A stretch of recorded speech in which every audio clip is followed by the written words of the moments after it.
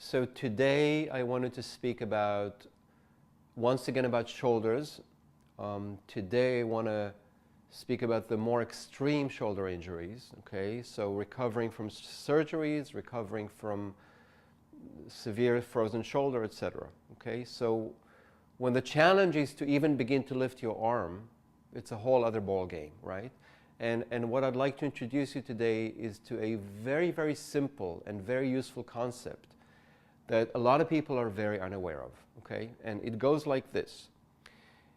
You don't work with a frozen shoulder or recovering from shoulder surgery with a movement like this. This is unacceptable. What you do is you bend your elbow and bring your hand to your face. And why? So the hand to the face or the hand to the mouth, or when you can't even do that, then it will be the hand to the chest, is a place that you can work with yourself, not moving the elbow away from yourself, right? So the beginning is you make contact with yourself. And this is very useful because we know this movement from, most people even experience it in utero before they're even born as fetuses, right? You know the images of a fetus in its mother's womb sucking on a thumb, right?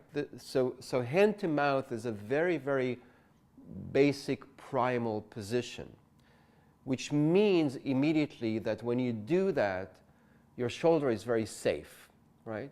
So before you begin to move your arm anywhere, first of all, bring your hand to your face. Bring your hand to your upper chest, bring your hand to your chin, and begin to investigate what's going on there.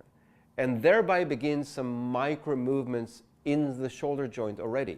Once you begin to explore the shape of your chin, let's say, or the right cheek, or the opposite cheek, when you begin to move there, something is beginning to happen here, but again, under very, very safe conditions, okay?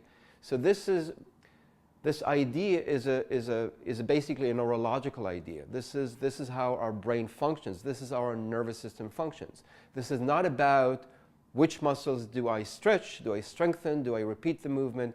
This is simply a safer place to be. And once you begin to investigate the shape of your face, lo and behold, your elbow begins to move in space.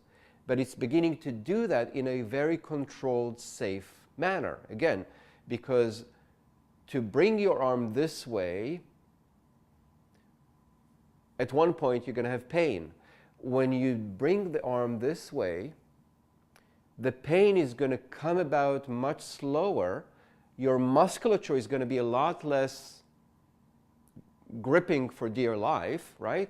And you will be able to stop earlier and not go through pain as you begin to expand your range of motion, right? So now if you watch, what's fascinating is that just using your own face and head can bring you all the way to this position. And watch.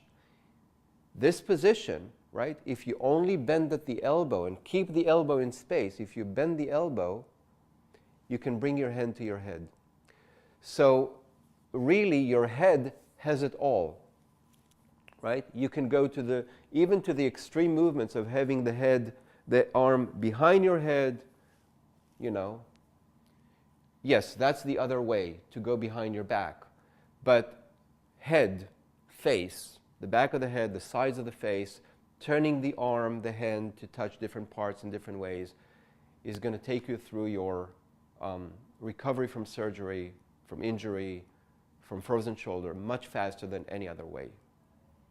So if you're one of those, if you have experienced this, if you have a shoulder that's very compromised and you want to begin to go into this journey and expanding the range of motion, don't go there.